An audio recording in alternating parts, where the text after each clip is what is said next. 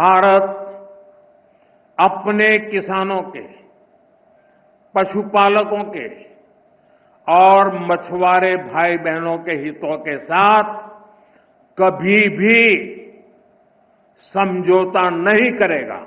आज भारत दुनिया का दूसरा सबसे बड़ा फिश प्रोड्यूसर भी है। पिछले साल भारत ने अब तक का सबसे ज्यादा फूड ग्रेन प्रोडक्शन किया है। ऑयल सीड्स में भी हम रिकॉर्ड बना रहे हैं।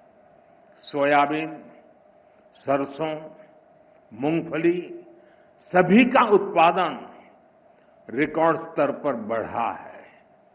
साथियों, हमारे लिए अपने किसानों का हित सर्वोच्च प्राथमिकता है।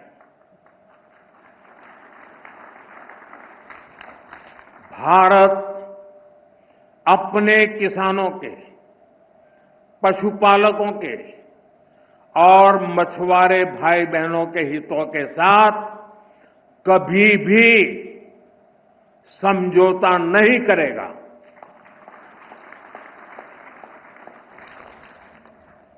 और मैं जानता हूं व्यक्तिगत रूप से मुझे बहुत बड़ी कीमत चुकानी पड़ेगी, लेकिन मैं इसके लिए तैयार हूं। मेरे देश के किसानों के लिए, मेरे देश के मछुआरों के लिए, मेरे देश के पशुपालकों के लिए आज भारत तैयार है।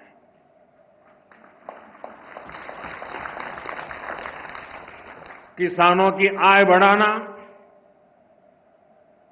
खेती पर खर्च कम करना,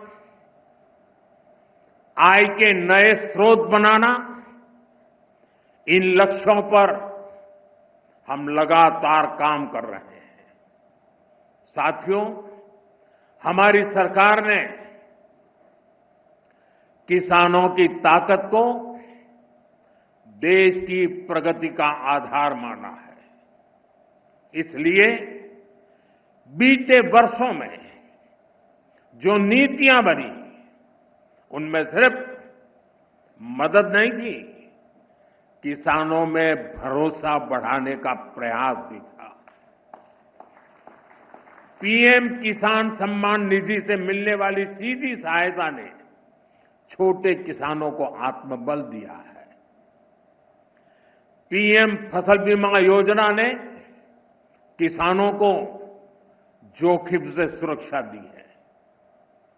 सिंचाई से जुड़ी समस्याओं को पीएम कृषि सिंचाई योजना के माध्यम से दूर किया गया है। 10,000 एफपीओ के निर्माण ने छोटे किसानों की संगठित शक्ति बढ़ाई है। कोऑपरेटिव्स और सेल्फ हेल्प ग्रुप्स को आर्थिक मदद ने ग्रामीण अर्थव्यवस्था को नई गति दी है। ई-नाम की वजह से किसानों को अपनी उपज बेचने की आसानी हुई है। पीएम किसान संपदा योजना ने नई फूड प्रोसेसिंग यूनिट्स, भंडारण के अभियान को भी गति दी है। हाल ही में पीएम धन धान्य योजना को भी मंजूरी दी गई है।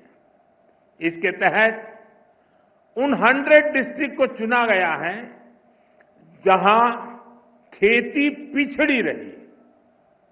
यहां सुविधाएं पहुंचाकर, किसानों को आर्थिक मदद देकर खेती में नया भरोसा पैदा किया जा रहा है। साथियों, 21वीं सदी का भारत विकसित होने के लिए पूरी जी जान से जुटा है और ये लक्ष्य हर वर्ग, हर प्रोफेशन के योगदान से ही हासिल होगा।